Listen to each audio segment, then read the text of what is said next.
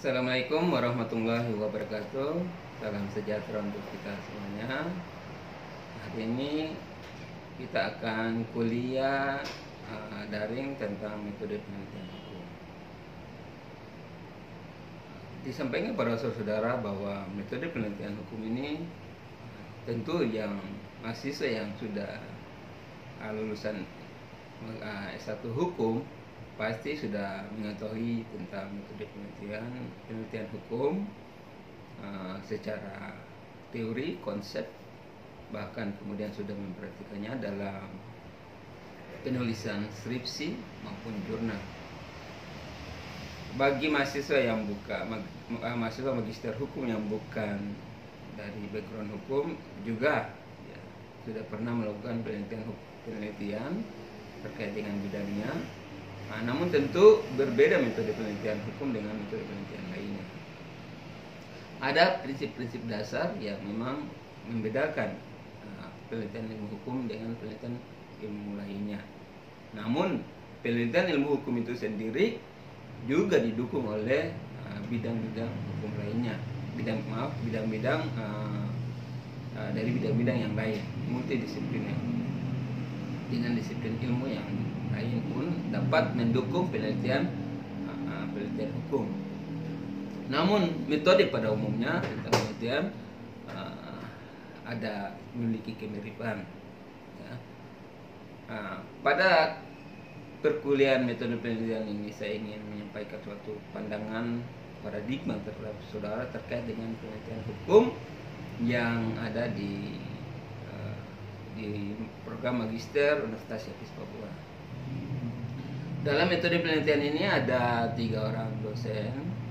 Nanti dengan menyampaikan materi yang berbeda-beda, saya mungkin lebih pada tataran sedikit teoritis dan aplikatif. Nanti lebih aplikatif lagi, yaitu nanti ada dosen yang akan menyampaikan ya, terkhusus pedoman yang terkait dengan tesis. Jadi nanti metode penelitian ini kita nanti lebih fokus kepada penulisan tesis ya.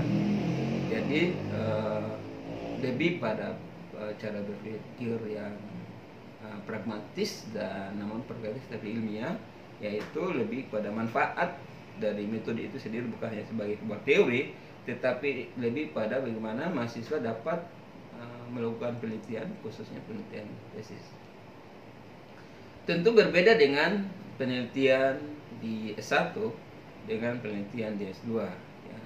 Penelitian hukum di S1 ya, kalau S1 itu ya, kalau kita lihat dari ya, ini pandangan saya bahwa kalau kita di S1 itu lebih pada tataran normatif, kajian-kajian normatif. Tapi kalau sudah di S2 kita lebih pada tataran teoritis. Nanti kalau saudara lanjut S3 lebih pada tataran filosofis ya. Namun di S1 walaupun lebih dominan tataran normatif ya, kajian norma, dia juga bisa disandingkan dengan terkait dengan penerapan hukum, putusan hakim. Kemudian di S2-nya kita itu lebih pada tataran teoritis, itu kita lebih menguji teori ya, bisa menguji teori, menemukan teori, bahkan juga kita studi perbandingan dan beberapa pendekatan yang nanti akan digunakan dan akan dijelaskan kepada saudara-saudara. Jelas berbeda antara penelitian yang ada di S1 dengan S2. S2 ini lebih kita pada tataran teoritis ya. Jadi kita mencoba untuk menguji teori. Teori juga kita bisa menggunakannya sebagai rumusan masalah. Artinya kita akan menguji teori, efektivitas teori. Kita juga di S2 ini lebih pada selain teori kita konstruksi terkait dengan ius constituendum ya, lebih pada ius constituendum. Kalau di S1 banyak ius constitutum ya, karena dia normatif. Kalau di S2 kita ius constituendum, hukum yang dicita-citakan ya, terkait dengan RUU dan sebagainya, rencana ke depan tentang penegakan hukum. Di S1 ada S2 ini juga selain kita menguji teori, kita juga kemudian meneliti, menemukan ya fakta-fakta empiris, dan kita bisa merumuskan dalam sebuah teori baru ya. Nah, itu metode penelitian hukum yang nanti saudara-saudara akan hadapi. Nah, tapi namun lebih praktisnya nanti, secara teoritis tadi kita uji secara praktis dalam proses penulisan tesis ya. Jadi nanti saudara-saudara setelah mendapatkan pemahaman ya, secara umum, kemudian nanti dijelaskan secara konkret oleh dosen terkait dengan penulisan tesis, diharapkan saudara sudah memiliki sudut pandang, sudah punya rencana untuk menulis, ya kira-kira udah punya judul ya, rencana judul dan rencana untuk meneliti apa yang akan diteliti. Nah, itu nanti dibantu oleh dosen, untuk dosen metode penelitian, untuk memberikan kepahaman dan pedoman kepada saudara untuk saudara dapat menyelesaikan suatu karya tulis ilmiah dalam bentuk tesis. Nah, di sini ingin saya sampaikan bahwa dalam penelitian ini sesungguhnya esensinya dari hakikat dari penelitian itu adalah kita mencoba untuk mencari sebuah kebenaran ya. Nah, kita mencoba dalam penelitian, kita mencoba selalu mencari sebuah kebenaran, yang mana kebenaran itu dapat dimanfaatkan, digunakan untuk kepentingan penyelesaian permasalahan hukum. Jadi fenomena hukum yang ada ini kita upayakan untuk dengan penelitian ini maka kita akan dapat mencari solusi-solusinya. Nah, fenomena hukum ini dapat terjadi karena adanya kesenjangan antara the solen dan the sane. Nah, the solen ini adalah bentuk hukum yang ada saat ini yang seharusnya yang diharapkan. Nah, kalau the sane adalah hukum yang senyatanya. Nah, kalau the solen hukum yang seharusnya. Yang seharusnya ini yang dapat kita temukan di dalam sumber-sumber hukum. Sumber-sumber hukum ini antara lain adalah, pertama adalah sumber hukum perundang-undangan. Nah, kalau sumber hukum perundang-undangan berarti kita menggunakan hierarkis peraturan perundang-undangan, mulai dari konstitusi, undang-undang dasar nomor 45, KRI 1945, kemudian TAP MPR. Nah, selain TAP MPR adalah kita menggunakan undang-undang. Di bawah TAP MPR adalah undang-undang dan perpu.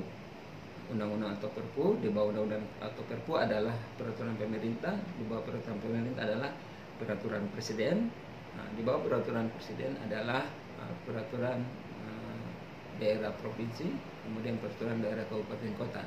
Nah, kalau khusus di Papua ada peraturan daerah provinsi, ini adalah peraturan Perdasi dan Perdasus ya, peraturan daerah provinsi dan peraturan daerah khusus Perdasus. Jadi sumber hukum pertama yang akan menjadi rujukan, kemudian itu terkait dosolen. Nah, selain itu adalah kebiasaan. Kebiasaan ini juga menjadi dosolen, karena itu yang semestinya ya. Kemudian yang berikutnya sumber hukum traktat ya, perjanjian antarbangsa, juga menjadi sumber hukum, jurisprudensi, putusan hakim yang diikuti oleh hakim-hakim lainnya. Selain itu juga, selain jurisprudensi ya putusan hakim juga bisa ya, yang inkrah ya, yang bukan jurisprudensi juga dapat menjadi sumber hukum ya. Nah, selain itu sumber hukum berikutnya adalah doktrin ya, pandangan para sarjana hukum. Nah, itu menjadi dasolen ya, yang semestinya. Selain itu juga termasuk kehendak pejabat atau birokrasi, itu juga bisa termasuk dalam dasolen. Setelah dasolen, sedangkan dasolen itu adalah yang senyatanya fakta yang terjadi. Fakta yang terjadi ini dapat kita lihat dalam berita-berita online dan sebagainya. Anda bisa buka tindak kejahatan, data empiris, data lapangan kita peroleh, atau hasil penelitian terbaru ya. Nah, itu yang senyatanya hasil penelitian temuan-temuan terbaru. Nah, itulah yang kemudian dia menjadi dasen. Ada Solen dan Desein ini, kalau ada kesenjangan di antara keduanya, itulah fenomena. Fenomena inilah yang nanti saudara ambil ya, dengan berbagai macam fenomena tersebut, saudara pilih fenomena yang lebih ya, Anda buat isu ya, isu penelitian. Isu penelitian ini kan berasal dari fenomena. Anda lihat fenomena yang dominan, itu yang akan menjadi isu penelitian saudara untuk saudara teliti. Isu penelitian ini sebenarnya kemudian dirumuskan dalam rumusan masalah. Jadi rumusan masalah penelitian itu ya dari itu akan dikaji, dibahas lebih lanjut, lebih praktis nanti untuk pertemuan selanjutnya. Ini hanya sebuah sudut pandang kepada saudara sebagai pengantar. Jadi penelitian hukum, metode penelitian hukumnya sesungguhnya untuk esensinya ya, kita mencari sebuah ilmu pengetahuan dengan cara meneliti. Ya, kita mencari ilmu pengetahuan dengan mencari data, mengumpulkan data normatif, data empiris, kemudian kita analisa dia. Analisa itu kemudian kita harapkan ada sebuah solusi, pandangan-pandangan baru, ya, pemikiran-pemikiran baru untuk menyelesaikan sebuah permasalahan hukum yang atau untuk mengatasi fenomena hukum yang mungkin akan terjadi ya, yang jadi kita menyelesaikan yang sekarang dan mungkin yang akan terjadi, itu harapannya. Jadi kita menemukan teori dan sebagainya ya, untuk mengatasi ya, kondisi-kondisi yang kita prediksikan kemungkinan dia akan terjadi. Apalagi kalau saudara ya di tempat kerja saudara ya, bisa saudara ambil permasalahan itu dan saudara melakukan penelitian. Apabila saudara disuruh ya pimpinan Anda selesai jadi magister hukum, nah ini ada magister hukum menyelesaikan masalah dari perspektif hukum, maka saudara bisa menggunakan penelitian hukum ini ya, untuk kemudian Anda menjawab, mencari solusinya untuk menyelesaikan permasalahan yang dihadapi di tempat kerja saudara. Nah itulah yang terkait dengan metode penelitian hukum. Jadi kita mencoba untuk menemukan ilmu pengetahuan, menemukan kebenaran-kebenaran baru. Jadi apa yang ada sekarang, misalnya Anda melihat sebuah teori, membaca sebuah teori atau konsep yang ada ya tentang penegakan hukum dan sebagainya, itu sudah ada, itu sesungguhnya bukan kebenaran mutlak. Bisa jadi konsep itu memiliki kelemahan, kekurangan dan sebagainya. Oleh sebab itu Anda melakukan penelitian hukum untuk menemukan kebenaran-kebenaran lain untuk mencari solusi, memberikan solusi yang terbaik ya, solusi yang tepat untuk menyelesaikan permasalahan tersebut ya. Artinya mungkin ya suatu konsep hukum itu dapat menyelesaikan masalah, tapi terkadang dengan konsep itu menyelesaikan masalah menghasilkan masalah lain. Itulah yang kemudian efek dari menghasilkan masalah lain itu ya, kita meneliti untuk menutup masalah tersebut. Makanya yang terbaik itu harus kita menggunakan konsepnya pegadaian, menyelesaikan masalah tanpa masalah. Nah itu harapannya Anda mendapatkan konsep, teori, pemahaman hukum baru. Harapannya untuk kemudian tidak menemukan masalah baru lagi. Nah, tapi tentu ilmu pengetahuan itu tumbuh dan berkembang. Perkembangan manusia itu juga mengalami perubahan dengan adanya perubahan teknologi, informasi, sistem informasi dan pembangunan, sehingga juga merubah permasalahan mengakibatkan adanya perubahan. Nah, perubahan itu tentu teori yang lama juga sudah tidak bisa menyesuaikan. Oleh sebab itu penelitian hukum sangat penting untuk menjawab persoalan tersebut. Untuk menemukan kebenaran ini ya ada banyak teori-teori kebenaran. Mungkin di sini yang lebih utama, lebih sering itu ada empat teori kebenaran ya. Teori korespondensi, ada teori koresi, kemudian teori pragmatisme dan teori kebenaran wahyu ya. Teori kebenaran wahyu, teori kebenaran korespondensi, teori kebenaran koresi, dan teori kebenaran pragmatisme. Nah, teori kebenaran wahyu ini adalah sesungguhnya kebenaran itu datangnya dari Tuhan yang Maha Kuasa, pencipta langit, bumi dan segala makhluk yang ada di muka bumi ini. Oleh sebab itu kebenaran wahyu inilah menjadi teori kebenaran pertama pemahaman saya, bahwa justru Tuhan ini sudah menciptakan bumi, jagat raya dan manusia yang ada di muka bumi ini dengan segala persoalannya itu sudah ada solusinya, dan solusinya itu sudah ada di dalam kitab suci ya. Oleh sebab itu kalau kita mau menyelesaikan suatu permasalahan, maka carilah kebenaran itu di dalam kebenaran wahyu. Uh, Kemudian, saudara-saudara sekalian,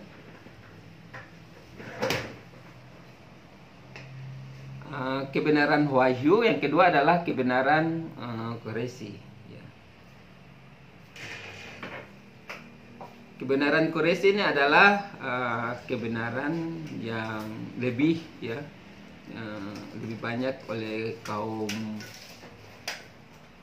kebenarannya. Sekarang kebenaran koresi oleh kaum yang ideal, ya.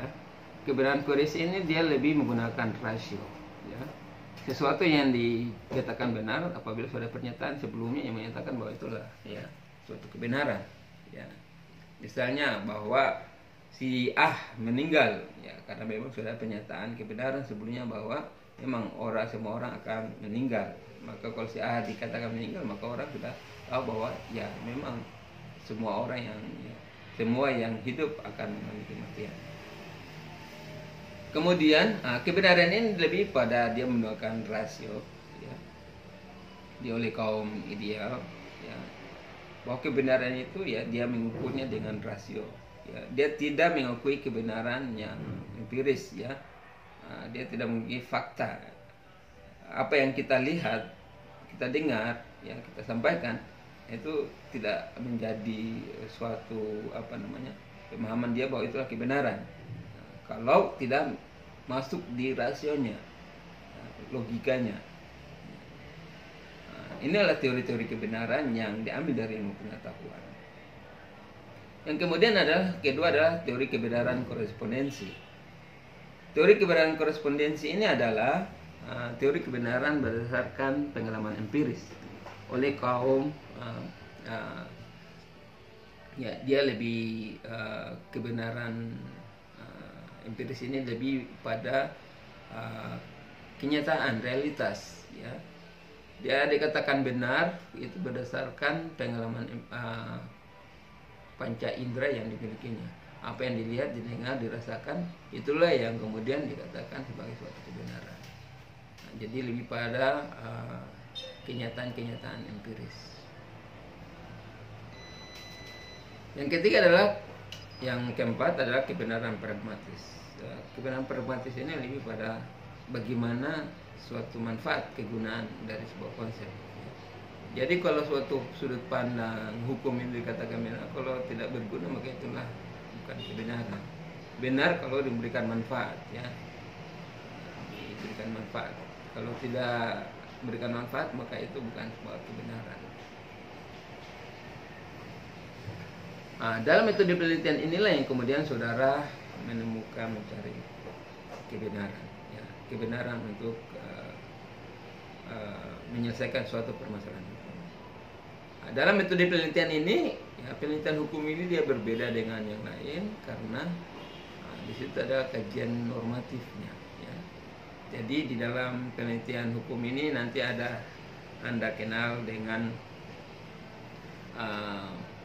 penelitian normatif, ya, atau doktrinal.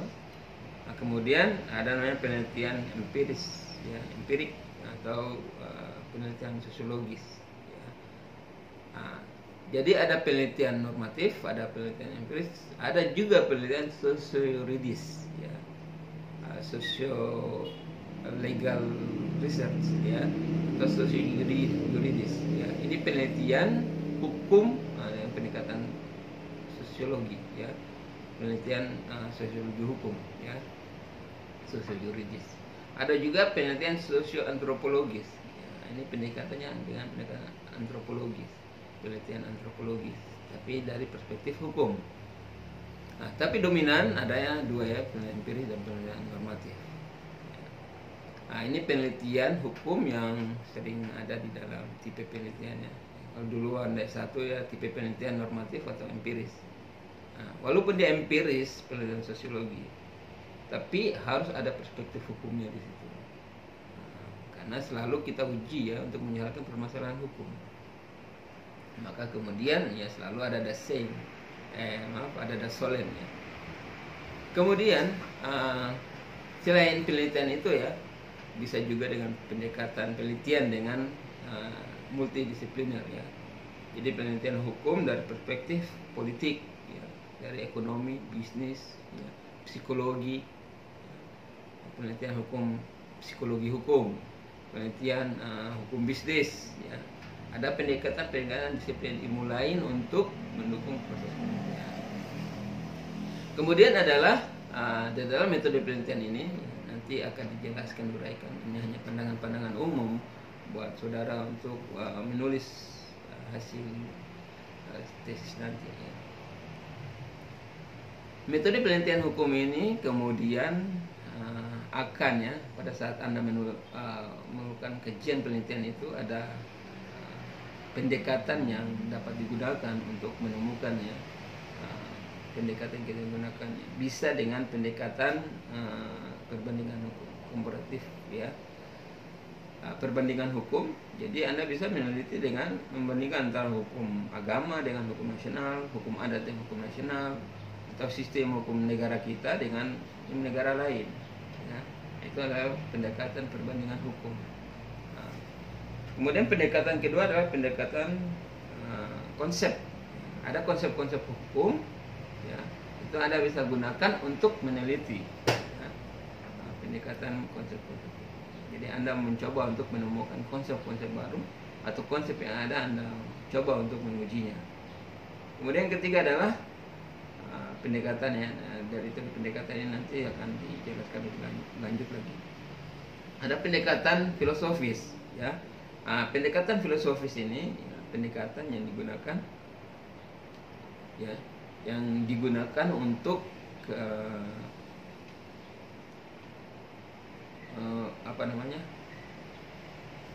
pendekatan filosofis ini berarti Anda meneliti hukum dari perspektif nilai, esensi.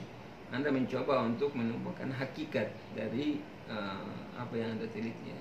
Anda mencari esensinya, inti dari hukum itu apa. Kemudian di sini adalah pendekatan pada hakikat, ya. Anda mencari hakikatnya. Yang ketiga, yang keempat adalah pendekatan kasus. Ada kasus-kasus tertentu, ya, Anda juga bisa, ya, menggunakan kasus untuk Anda meneliti kasus tersebut. Ada pendekatan lainnya, pendekatan sejarah hukum. Jadi ada menelusuri kenapa kemudian suatu norma itu dirumuskan, kenapa undang-undang ini muncul. Itu bisa Anda menelusuri sejarah hukum.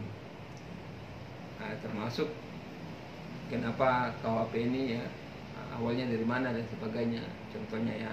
Itu bisa dengan pendekatan sejarah hukum. Berikutnya adalah pendekatan analisa hukum. Ini Anda gunakan untuk menganalisa fenomena-fenomena yang ada untuk kemudian dicari solusinya.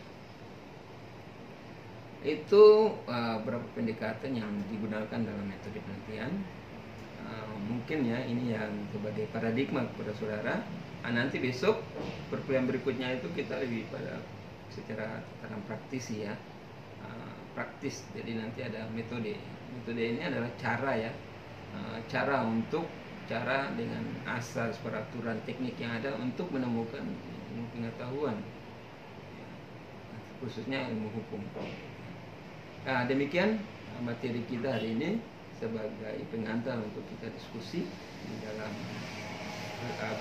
media sosial kita, atau bisa grup, ya, atau di dalam e-learning yang kita miliki. Anda bisa bertanya di situ untuk kemudian kita diskusikan dan bisa kita kembangkan lebih lanjut. Demikian dari saya materi metode penelitian hukum dengan sistem kuliah daring. Assalamualaikum warahmatullahi wabarakatuh.